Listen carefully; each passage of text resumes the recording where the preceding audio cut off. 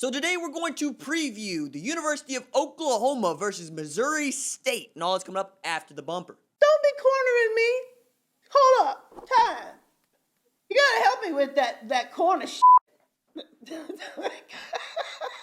What's up, kinfolk? It's RJ Young. I am not on a step mill. Consider hitting the like and subscribe button because I upload a video every single day.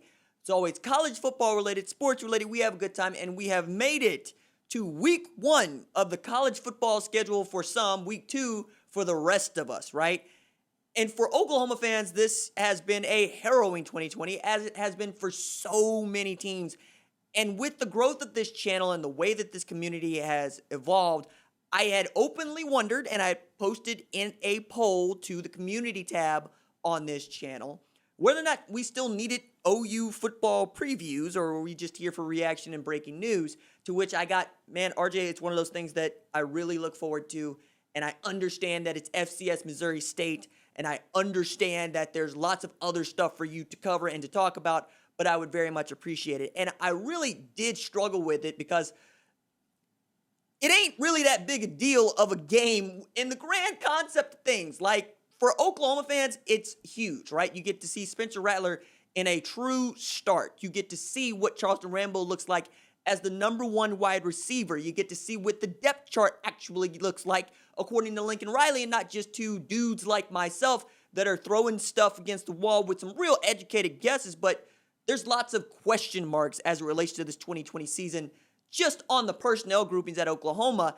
And that's before we begin to talk about Missouri State, which I thought was going to be an even more entertaining program and storyline than it has turned out to be, with Missouri State having their 12-game schedule chopped to 3, but is just one of 15 teams in the FCS among 127 teams that are going to play football in some form or fashion in 2020. I say some form or fashion because we have the gauntlet of FCS programs that are going to play right now. Central Arkansas is already 1-1 with really good showings. One against Austin Peay, one against UAB. They played another FCS team. They beat that FCS team. They played a Conference USA team. They got beat by that Conference USA team. It happens, right? They're going to play a 9-game schedule. In contrast, North Dakota State is going to play 1 game in October, call it a showcase, against that same Central Arkansas team. And you also have the Missouri State Bears, who are going to play their pay game that's going to pay them $600,000 to travel from Springfield, Missouri to Norman, Oklahoma to play on pay-per-view, to get beat down by Oklahoma in a mostly empty stadium so that they can try to keep something like money coming into their athletic program at a time when so many cannot. Like, think about this.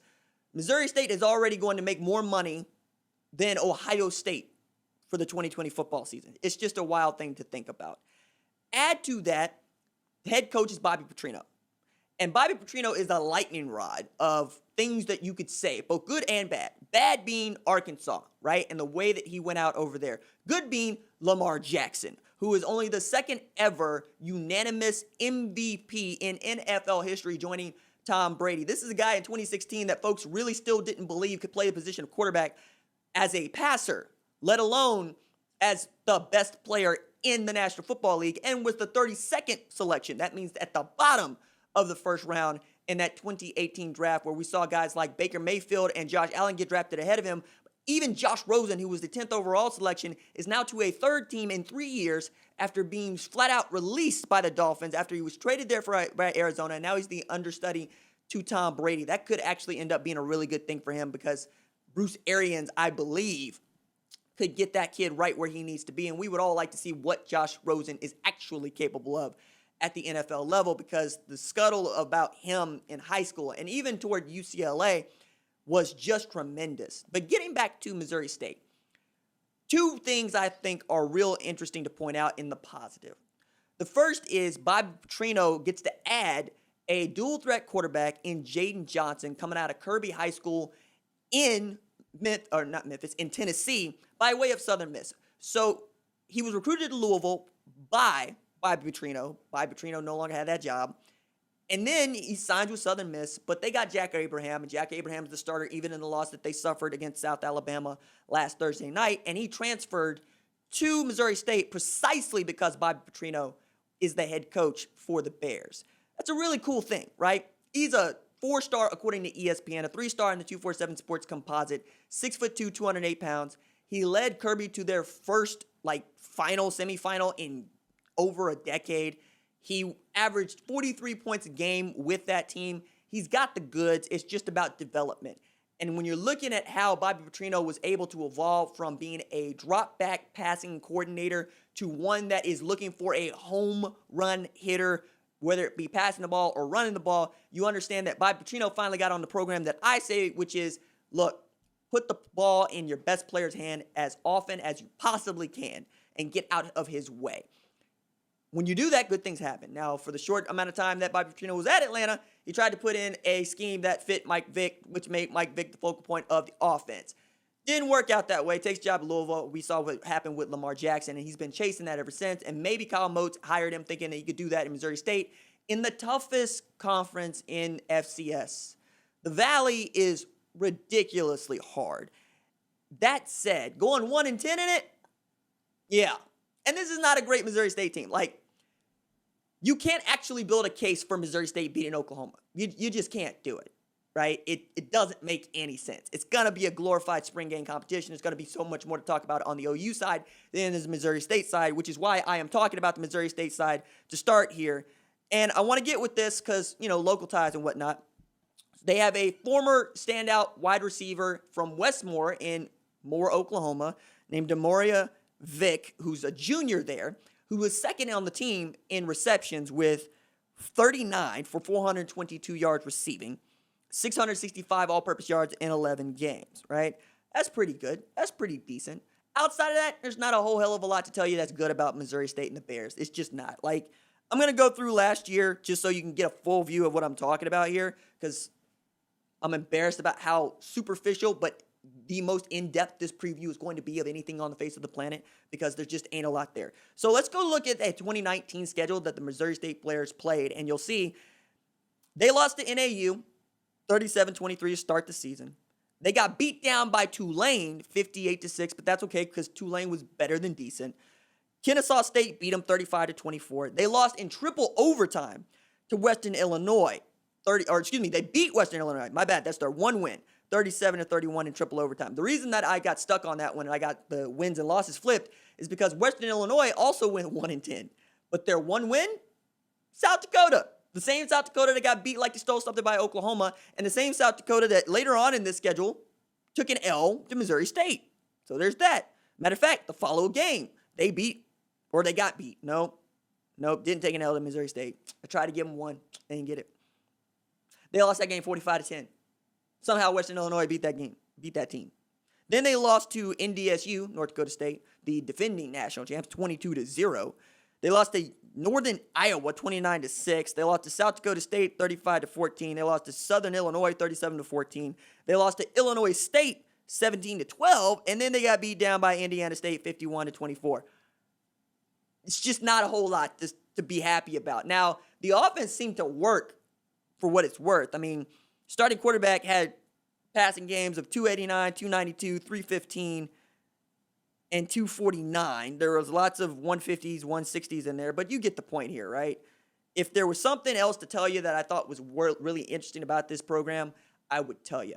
But they are really, really just going to try not to be totally embarrassed. And nobody knows that more than Bobby Petrino, right? Because, the quote that he gave, I thought was somewhat illuminating because he gave it to local television. And it was more along the lines of, we need to get better as the game goes along. We need to make sure that we do that. Which can be read several different ways, right? Which is, you're probably going to be overwhelmed by their size and their speed to start. You're also going to be playing against the ones.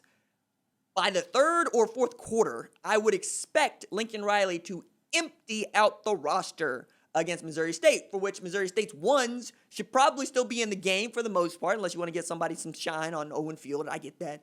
And you should be able to get better because, the talent gap will get a little less wide, but still going to be a chasm because it's Oklahoma, right? It's not just that it is a top 10 program.